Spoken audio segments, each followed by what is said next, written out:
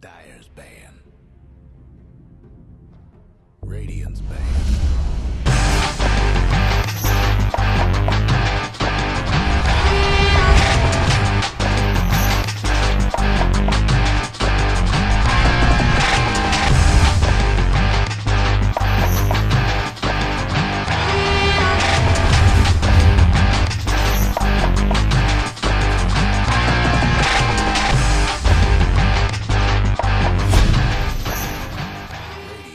Good evening, ladies and gentlemen. Welcome to a GameStar presentation. Tonight we have a game for number 22 on the Cybergamer Dota 2 Open Ladder. My name is Coldblood, and joining me for this game will be Ragnarok. How are you? Yeah, not bad. It's a bit weird coming back and casting a Cybergamer ladder. I haven't done it in a while, but you know, we were recently at Respawn. I got all my fill over there, so should be good to see how it goes with a non-LAN event again. Yeah, so we were not right next to each other this time, and I'm actually doing Dota 2, so that's a good start. So, representing Wellington Professional, who will be up the top in this hero select, and I believe they are the Radiant, will be Ocean, Vibra, eQza, I'm not sure how to say his name. We've been told the Japanese name is Oven Baked, and Zulnut will be rounding them out. Yes, go down to Divine, that's the one. My bad. Sorry, I'm trying to set up a couple of things over here. We do have Telegate, we have Mercury, Jaforce, Muffs Russ, and Magic Mushroom 44423. Going to be rounding out that, but we are already into the picks and the bans. And from Wellington, we do already have a Wisp and a Bat Router band. No surprises there at all. Two of the most picked up and banned heroes in the entire competition at the moment. We do have a Live Stealer as well as a Lone Druid being banned out. Live Stealer I can understand. Lone Druid, not so sure, unless this is a selected out ban, because these teams have actually played each other once before. Not sure exactly who got up in that one, but maybe there was a Lone Druid that absolutely kicked someone's ass. So maybe that was just the ban out. But we will jump in. We do have Weaver, Rubik, as well as Bounty Hunter and Naga Siren being picked up right now by Divine Gaming. And we're into this last pick for this. Second stage of bans. Yeah, so it looks like the Visage going to be banned out by Wellington Professionals, along with the Outworld Devourer, and Razor has been banned out by Divine Gaming. We'll have to see what they go for in the second ban. So the assassination potential from Bounty Hunter pretty damn high, particularly with granting True Sight on his ultimate, going to be able to follow Weaver around in case he decides to stealth off. And Naga Siren, of course, has the very strong lockdown ultimate as soon as she hits level 6. I'm assuming she'd be in a tri-lane rag, so we're going to have to wait a while to see that lockdown come out.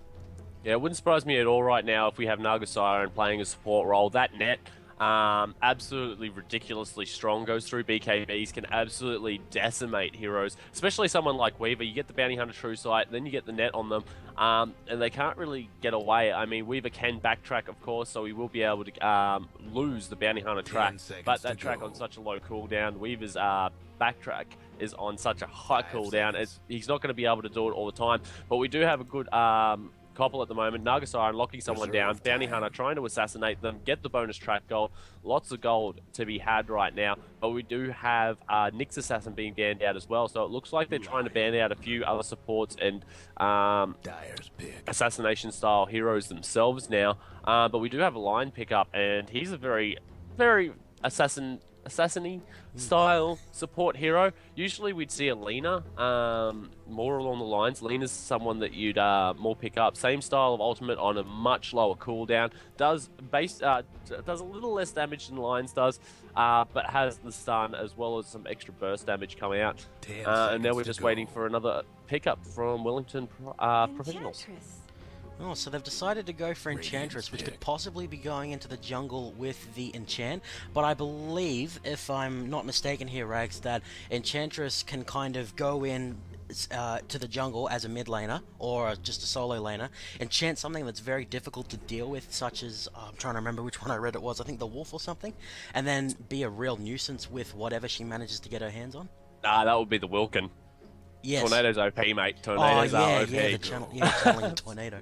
Not just that, it's looking like a very early pushing style of strat, especially with an Enchantress. She can pick up 2 creeps very early on and help push down towers. Just get herself off like a Centaur and maybe a Wilkin, even an Alpha Wolf, very quickly, and they'll be able to do bonus damage as well as have the bonus attack speed from the Centaurs, just to be able to push down a tower a lot quicker. Plus, those they have the extra creeps there to be able to tank them down. So she most likely will be going into the jungle, and a Viper pickup now from Divine Gaming. This is most likely going to be their mid lane hero. I know I've seen a lot of Vipers go off lane a lot of the time, but we have a Bounty Hunter. He'll be the off lane. We do have a Naga and Lion support. I'm guessing the Viper is most likely going to be in that mid lane. But in saying that as well, he could be their bottom lane farmer with the supports, or Naga herself can go down there and farm out. She's still very strong when it comes down later in the game with that Riptide, the negative armor, especially if she gets up some sort of Diffusal Blade, because even when that net's gone, she slows you down with the Diffusal Blade and you just can't get away. Yeah, and particularly when you're looking at the CC that Lion can provide, there's going to be a very strong tri lane should they decide to go with that strategy. I mean, you've got the Hex, which is a guaranteed CC, and then you've got Ensnare, and then you've got the Earth Spike coming up on top of that, and then you've got so much lockdown and single burst between those heroes, so whoever the carry is for the Divine Gaming is going to be looking at a very easy laning phase, unless Rubik it manages to steal a very key ability from the enemy, such as maybe the Naga Siren Song, or even Finger of Death. Yeah, but that won't be coming out for a very long time. Rubik needs to get to that level 6. He must get up to that point. Whereas you got Naga, who has net from level 1. You got Earth Spike on the Lion, who has he has it from level 1, and they will be going a Magnus in the mid lane as well. And this is a little odd, seeing that I've selected Viper to most likely be going into that mid lane, and Magnus just will get chewed apart from that Viper. There will just be no chance for him whatsoever. It's going to be very hard until he gets a couple of levels up in Earthshock so he can farm from a distance. But it looks like we're going to be having a defensive tri lane because of the Enchantress here coming from Wellington Professionals. But Divine Gaming could very easily go with a aggressive tri lane here with the Naga, with the Lion. That's a lot of burst, and a lot of damage and a lot of lockdown. So an aggressive tri lane, if they're looking to try and get kills, they've basically got the lineup to do it. Yeah, for sure. So it looks like Bane are going to be banned out by Divine Gaming here. Don't want the lockdown and just kind of the sustain and everything that Bane brings. Him being one of like 3 champions that I've played, able to provide a bit of insight on him. So banning out Bane, that tells me they don't want Viper to be or Bounty Hunter to be locked down by the Bane ult. I'm really confused by the Bane pickup though, because you've got a Rubik, you've got an Enchantress. Those are your 2 support heroes. They're not looking for another support hero. So a Bane ban out right now just doesn't match at all. Whereas on the flip side, you've got a Gyrocopter ban out, and that's actually banning out one of the carries, which is what I think Divine Gaming are looking for now. They're looking for some sort of carry, but there's that many in the pool right now. You've got Luna, who's such a strong carry, Troll Warlord, who can be. In pubs, he's very strong, but with his ultimate, even in pro-style games, he can still be very strong. Guys like Anti-Mage are still in the pool, Faceless Void.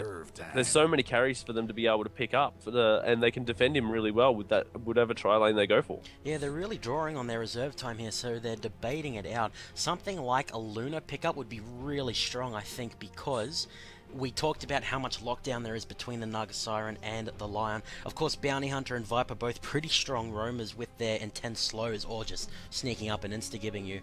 So something like a Luna, who has a little bit of trouble early on, but once she gets levels becomes ridiculous, would work so well, particularly since she does have her own nuke and stun. That can be a little tricky to get on the right target with her short range. But, I mean, when you've got a Lion and a Naga Siren behind you, wouldn't be the most difficult of things to achieve. I'm wondering what they're going to decide to go with, knowing that there is a lot of initiation potential just from the Magnus. I mean, as soon as he gets a Blink Dagger, he's able to engage very strong, and they will be going Phantom Assassin. Love it! I love it! I love the crits. Bring on all the crits. 450 at level 16, that's a lot of critical damage. Yeah, 450%, whatever her damage is. Crypt de Grace, sorry. Yeah, that's just absolutely ridiculous. Plus, she can help initiate with her Blink Strike as well as a Siphoning Dagger. Sorry, Phantom Strike, it's not Blink Strike. Yep. And she's innately tanky, especially from right-click damage from the Weaver and stuff with her passive Blur. Even at level 1, I mean, like, it's 20% evasion at level 1. So it's just absolutely ridiculous. So 1 in 5 shots are going to miss from the Weaver, and that could save your life when it comes down to it. But they really need someone else to initiate in this right now. You do have a slow from Enchantress, you do have the reverse polarity coming out from Magnus, and the lift from Rubik, but it's not really any hard lockdown. And I mean, like, you initiate like that, you're going to have Lion and Naga, both with big what? Templar Assassin. This is an offlane Magnus. Oh, okay, so that'll make it a little bit easier if he's not against a Viper. Something like a Bounty Hunter, he'd probably have a little bit of an easier time with, I'd imagine. Yeah, I think they've actually picked up that they could be going for a very aggressive tri-lane here, and they picked up the what was it, Templar Assassin, just late there because they realized, well, if it's going to be Bounty Hunter versus Magnus, that's a lane Magnus can do okay in, so he's gonna be perfectly fine with going up against Bounty Hunter early on. Once Bounty gets a couple of items though, he's gonna have an easier time of it, but he's got to make sure he avoids those shockwaves from Magnus because it's going to do so much damage. But we will quickly run through these team lineups. On the Radiant, we do have Divine Gaming. We will have Nagasarian being played by Tiglet. Stop running around. Magic Mushroom will be on the Lion. We have Mercury will be playing that Phantom Assassin. Viper will be Jaforce. And to round off on that Bounty Hunter, we'll have Muffs Russ, who is actually going in that off lane. So they will be playing a safe lane. Okay, and for the Divine Gaming... the Wellington Professionals guys on the right, red hand... Oh, well, the Dire in this game, obviously. I'm not playing LoL at the moment.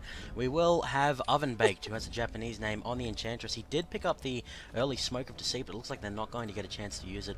We'll have eQza, eQza, I don't know, I'm not saying his name anymore, on the Weaver, and rounding out the support for him will be Rubik as they chuck down the ward there. And the off lane, like you said, Rags, we will have Ocean on the Magnus, and rounding them out in the mid lane, we will be having Viper on the Templar Assassin. Yeah, so it will be a Viper versus Templar Assassin up here in the mid lane. This is not a great matchup for Templar Assassin because of the damage that comes out from poison attack. I think the minimum damage is 20. When this stream cat's up, the Shadzar, one of our other casters, I'm pretty sure he might agree with me on that. But I'm pretty sure, yeah, the minimum is 20 damage. So with the 10 over time, I mean, a second level in that, and it's just going to tick away at the refraction charges that come up from the Templar Assassin, so she's not going to be able to have that up very, very often. We do have Bounty Hunter. He is up now. He in the top lane. He's going to have a little bit of a rough time with this, but it looks like Enchantress is actually standing in the lane for now. Do have 5 seconds until those jungle creeps do spawn, so we will see her go in there. She does have that early Smoke of Deceit, as you said, so it looks like she'll be wanting to gank somewhere very early on, most likely the Viper in middle lane. But yeah, there she goes. She's going into the lane now, and down on the bottom lane, Magnus is just absolutely screwed. Yeah, there's not much he can do against 3 heroes being pure melee at the moment.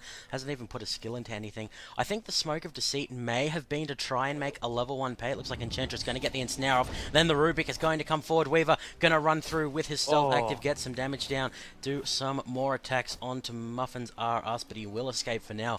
Going to zone him quite heavily. And yeah, Rags, I think the Smoke of Deceit was to try and make an early level 1 play, as we saw the advance forward from Wellington Professionals chuck this ward down. But they didn't get much of it, mainly because Divine Gaming kind of had a slow start out of their base. And with the... oh, it looks like he's going to be using the Dark Troll Summoner to get off some jungling. Yeah, well, that's the way you usually do. You do have the Skeleton Warriors that come up and helps out a lot. Bounty Hunter, very surprised he went with level 1 Janata. He didn't go with the Shadow Walk, so he was able to get himself into Invis. They do have a Sentry Ward already down, though.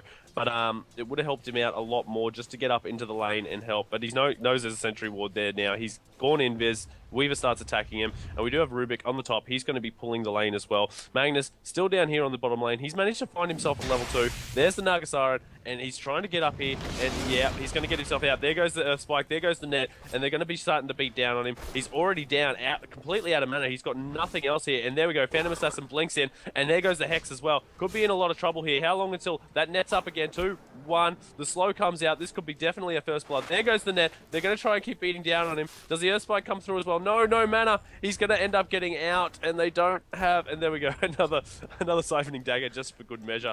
But he's back here. He's put right back onto his tower again. He's going to pod himself back up, and that Stout Shield doing massive work there, helping him out. As Templar Assassin, already with the bottom bottle, picks up a invis room for her and starts walking back to the mid lane to go up against Viper. Viper doesn't look like he's going for any sort of bottle at the moment. He's a hero that really doesn't need it. He already has innate tankiness from the corrosive skin, which he has got 1 point in. So every time Templar Assassin attacks him, she's going to take damage. Those refraction charges are going to disappear even quicker, and she's going to get slowed.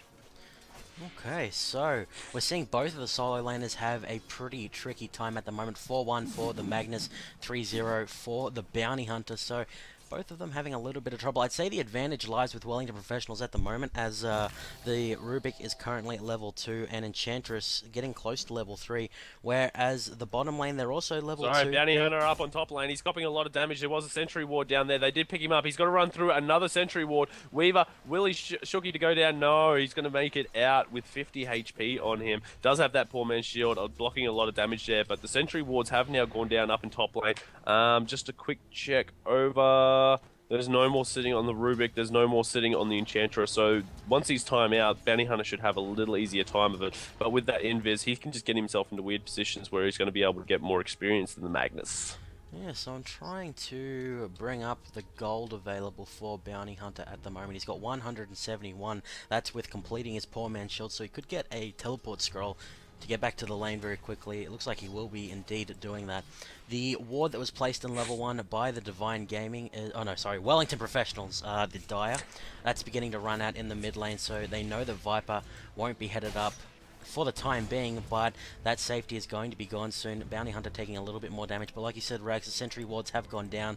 Rubik has not yet gone back to base, neither has the Enchantress. She's got some more in her stash along with the boots, but for now it is not going to be available to them, and Bounty Hunter should have an easy time doing a little bit of trading with the Weaver coming out on top. And Viper looks like he's having a little bit of trouble in the mid lane. He does have his bottle in his stash, and it's on the way to him.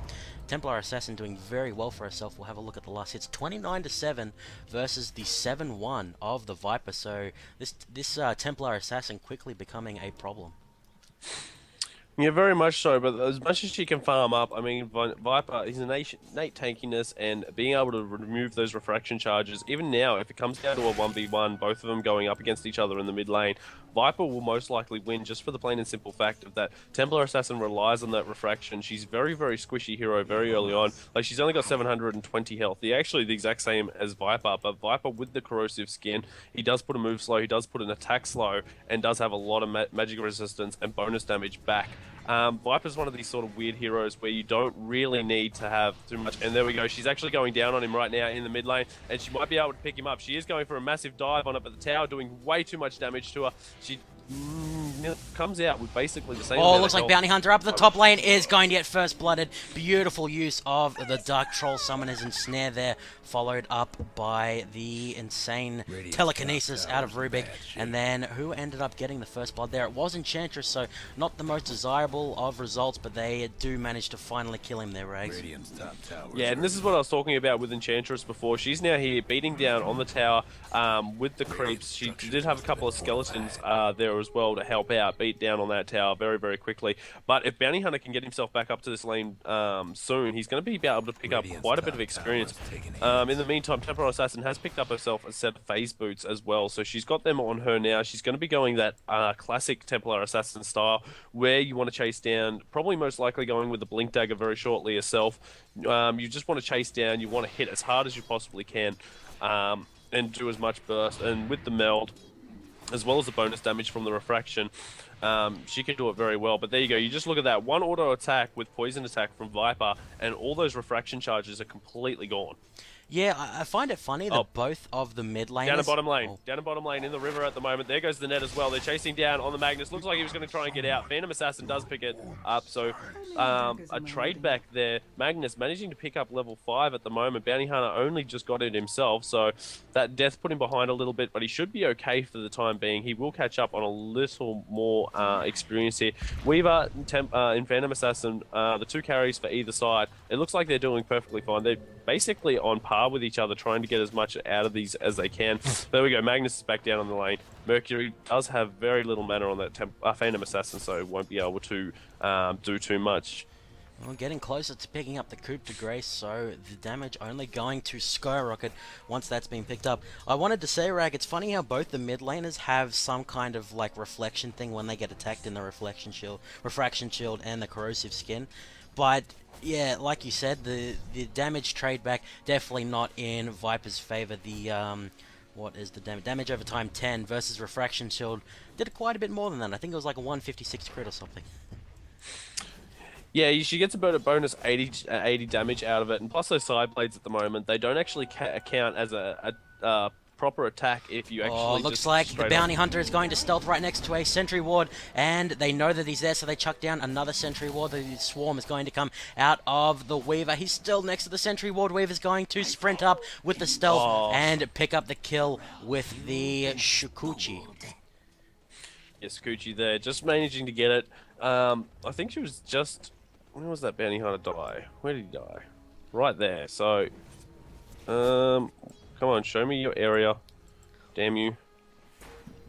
Alright, I think he just actually died outside of that, but the Shukuchi, he knew which way he was running, so he's jumping in. But yeah, coming back to this top lane right now, this is actually pretty good because he's going to be able to go invisible. There's no sentry wards down here anymore. There's no more Enchantress, no more in Rubik. So in the mid lane, Rags, we just missed the Templar Assassin using the double damage rune and then jumping straight on top of Viper and taking him out. So Wellington Professionals looking very good in this early game here, getting both the Weaver and the Templar Assassin very far ahead of their counterparts. We're going to have to see if the Phantom Assassin, I think I'm getting Templar and Phantom mixed up, we're going to have to see if the Phantom Assassin is able to carry the Divine Gaming's, or carry their chances on her back. And, I mean, Viper, he's still got a decent bit of use with that ultimate, able to completely shut down potentially the Weaver if he chucks his ultimate on top of him, unless, you know, Weaver just time-lapses out of it. Shukuchi's away. Yeah, or time-lapses back out of it. Yeah, basically the Shukuchi gives him the proper, like the same movement speed no matter what whenever he uses it. So even if he does ult the Weaver, he's just going to be able to Shukuchi away at normal speeds. It'll be more prudent to try and put it down on the Magnus or the Templar Assassin. Try and kill them off as quickly as you possibly can, because even if Templar Assassin does go into her meld and is invisible, she's going to be able to still take that damage, and there won't be any refraction charges, and there is quite a bit of an AoE here to be able to take them down. You've got the Earth Spike, you've got the Riptide, and it's a lot of damage that can get bursted out very, very quickly. Do have Magnus, he's down on bottom lane. He has managed to pick up his mana boots, so he's doing very, very well. Down on this bottom lane, he's farmed up enough to get himself those arcane boots, and we have an Enchantress with a hand of Midas. So she's going to be making a lot of money at this point now that she has picked that up. Sitting in the jungle, not even bothering with the Weaver now. Where is Rubik at, actually? Just trying to find him. Oh, he's standing next to the Enchantress. Yeah, it looks like they're going for another gank on mid lane here. There goes the smoke up. That's that smoke she's had from the very start of the game. Usually want to use it around about the 3 or 4 minute mark, but wait until the 10. Had it for a very long time. It looks like they're going straight down onto bottom lane. They want to gank off right now. The Phantom Assassin down here on bottom lane. The pings come out. They know what they want to do. And Lion, he's already spotted one out. They know that they're coming in here. Magnus, he's already in. Reverse polarities. And it looks like they might be able to pick up the line. Yes, Enchantress going down on the line. Phantom Assassin goes down as well. Managing to pick up a double kill down there on the bottom lane. Very, very well done. Magnus managed to line up his... shockwave in line, so I was able to hit the line as well as the Phantom Assassin, so that way the Enchantress could finish off the line. And it looks like they're going to be coming down here and push out the tier 1 tower on bottom lane. Okay, so Enchantress does have the enchant available, doesn't have anything enchanted at the moment, so not going to be able to get the push on as well. Now Fortification Rune has been used and has gone away. There's a full creep wave which will assist them in that. Quickly having a look at the difference in XP earned and gold earned, definitely in the favour of Wellington Professional on the Dire at the moment. We'll have a look at the farm for all of the players as the second piece of infrastructure going to go down for the Radiant here. Templar Assassin and Weaver are farming very well. Templar Assassin also packing the, who's that played by Vibre, also packing the 2-0-0. So doing very well in the mid lane here. Phantom Assassin going to be trying to get away as Templar Assassin going to be jumping forward, puts the Psionic Trap down, gets popped instantly. Oh, I don't think that was Psionic Trap actually. It was. It was. And Bounty Hunter going to get the track onto the Templar Assassin. The true sight is given and the dagger comes out as it looks like Viper going to be headed on over here. They know where the Templar Assassin is because of that track. It is now gone. The Ensnare going to go off. Will they follow up? The Phantom Assassin going to jump on, get a lot of damage down, but be repelled instantly. Naga Siren does not have her ultimate available. She's going to be using her clones there, and a lot of damage going on to the Templar Assassin.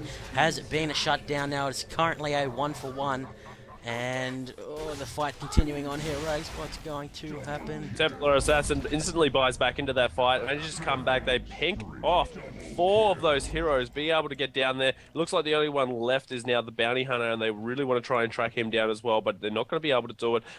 One track kill there for the loss of 4 is just not worth it, especially level 1. Only gives 50 gold each for allies. I mean, sure, they got 200 gold overall and plus another 150 for himself, but it's just not enough. And here we go. They're going to be going down onto the mid lane now, and they're just completely losing map control, which means they're going to lose control of their jungle. They're not going to be able to walk in there. They have to buy wards and put them up basically everywhere because this Templar Assassin with a blink dagger now, if she has any sort of vision whatsoever, she can climb up into the small parts where there's no vision and just jump on you and completely burst you down. She has max level in meld, so that is a bonus 200 damage coming straight out and a -8 armor reduction. That's just going to absolutely hurt for all money. It wouldn't surprise me next if we saw something like a Yasha come out of her, just so she has the bonus attack speed and not go down for that Desolator that you see so many times in pub games. Yeah, so we'll have a look at the gold for the Dire. They're all looking very rich, both Magnus and Weaver packing the 1800.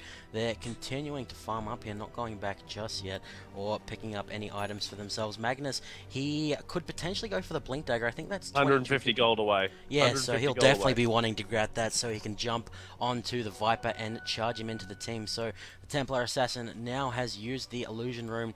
One illusion going to sit at the rune spawning location with a Psionic Trap down as well, trying to find the other illusion, whether it's scouting out or not. Looks like it will be going towards the bottom lane. I wonder if the Divine Gaming guys are going to fall for it and think that they've caught her out. Yeah, no, okay, definitely not. Mercury, very interesting on that Phantom Assassin's going for the early Battle Fury, but she's well behind. Usually you want that at around about 13 minutes. It's already up to minute 15. Only has the Perseverance. Is still quite a ways, about 1600 gold away from picking up that Battle Fury. Usually what you'd see is maybe a quick ring of health just to see, just for the bonus harass that's in the lane, and then an early BKB. Because with your passive ultimate, Tube de Grace, it just absolutely smashes the crap out of any enemy very early on and gives her so much bonus damage. And I mean, even when she picks herself up that BKB, it's what is it? She gets a bonus 10 strength out of it, and 24 damage. So even just with that 24 damage, 150% on that, it's basically around about 40 damage. So quite a good item to pick up. Very early on, it gives her the magic immunity as well, so she won't be able to get locked down in the fights like you saw happen. But the worst thing about it is there's a lot of right click on this, not so much magic. You got a Weaver as well as a Templar Assassin, and it looks like we have another push down on bottom. Yeah, the entire Divine Gaming side tried to get up on that Weaver, but he backed out just in time to be safe. And now Templar Assassin not taking any damage because of the Refraction Shield. This tower definitely going to be going down. That makes 4 people. Oh no, the Naga Song of the Siren going to go off. The level 6 finally has been activated, and they managed to get the deny on the tower. The illusion gets used off. Oh, Psionic Trap going to slow all of the illusions down. Nice Earth Spike coming out from Magic Mushroom. Going to take a lot of damage from the dagger of the... No, sorry. I don't know what that was. It did a lot of damage, but it definitely hurt. Bounty Hunter looking very weak at the moment, and the red team are going to be backing out here. But Weaver is continuing to push up top using the Shikuchi to go through the minions, do a lot of damage, and a new minion wave going to be coming in. And I wonder if the Wellington Professionals are going to go for Roshan now that their map control is just off the hook. Yeah, that fight should have went really into Wellington Professional's way, but the Magnus stuffed up his ultimate. He instantly popped off his reverse polarity the moment the song finished and did not blink in first. So a little bit of a mistake there. They should have been able to basically clean them up with how far ahead they are, but wasn't quite able to do it. Roshan is going down. Refraction charges coming out from Templar Assassin, trying to take it up, not doing, but now we have some creeps in here from Enchantress, and they're going to be doing that, and it wouldn't surprise me if Templar Assassin pick this up, because Weaver really shouldn't take it. He's too elusive as it is, and they really can't kill him off. But he has got himself a very early Demon Edge straight after his drum, so it wouldn't surprise me right now if he's going straight into a Monkey King buff. Yeah, gaining a lot of damage now, particularly since I'm not quite sure what the Divine Gaming guys are meant to do in these team fights. I mean, if they aim Weaver, not only is he able to time-lapse, but Templar Assassin's going to wreck them. And Templar Assassin now has Aegis of the Immortal, as well as just having a ridiculous amount of damage and the Refraction. The Divine Gaming guys really have it cut out, as Bounty Hunter looks like he could potentially get caught out here. He's going to pop the Shadow Walk, and it looks like he will escape scot-free. Yeah, Weaver jumped in on him way too quick, did a bunch of damage, trying to burst him out. He was able to get himself invis, and they didn't know where he was. Rubik was trying to come in with the dust... was it Rubik's one? No, it was Enchantress's one. Was trying to get in there with the Dust of Appearance so they were able to kill him off. But, yeah, the Weaver pushed him away too quickly, and when the Dust of Appearance went off, he was well out of range. But we do have Rubik as a support. He's already got himself now his Arcane Boots, so he's going to be having a time of his life with that. Enchantress has that Hand of Midas off cooldown. It's been off cooldown for quite a long time now. Sort of a little scary that it's been like that. Usually you want to try and use it as quickly as you possible. She is only level 9 at this point, whereas you've got Weaver at level 13, Magnus at level... Rubik at level 8, Magnus level 10, and Templar Assassin is level 11. You really want to try and use it. She's using it more for the experience, because in the jungle you don't get as much experience as you do when you get lane creeps.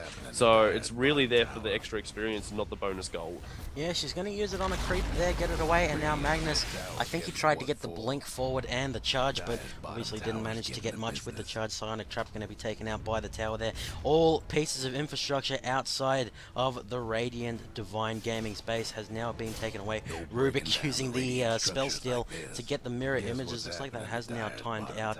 Does he have any other skills? No, he hasn't spell stolen anything. If he could manage to get Song of the Siren or something like that, it could be very good for him. Looks like the Wellington Professional guys going to head down, take the bottom jungle for themselves, and the Invisibility Rune has respawned. Those Psionic Traps really showing their utility there, able to see what runes have respawned at what times. And Bounty Hunter going to come forward, stealthed, as Templar Assassin going to get the Invisibility Rune. Lion leading the rest of the team to try and cut off the red team here. Magnus does have his charge, and he will be given mana thanks to Rubik. Looks like they will be able to get out of here. The creep actually having followed Rubik, and it looks like Bounty Hunter going to jump forward. They do have the track on him. He will be going down to Lion as the engage is going to come out from them. Ocean is on a killing spree from the Magnus. Song of the Siren going to come out, but it is too little too late. The 1-for-1 trade goes off, and we can see Templar Assassin going to instantly take out the Naga Siren with a double kill. And this entire time Weaver's been in the mid working on the base turret. Radiant's mid tower. Yeah, this is a huge 4 protect 1 strat. Basically what it is that you have 4 of the players from Wellington Professionals push a lane, and then we have Weaver, who just sits in another lane, tries to do up, and look at that damage that just comes out from the Templar Assassin, and she will be it looks like going straight into that Desolator. Already has 1 Mithril Hammer, and yep, there you go, complete pickup right now.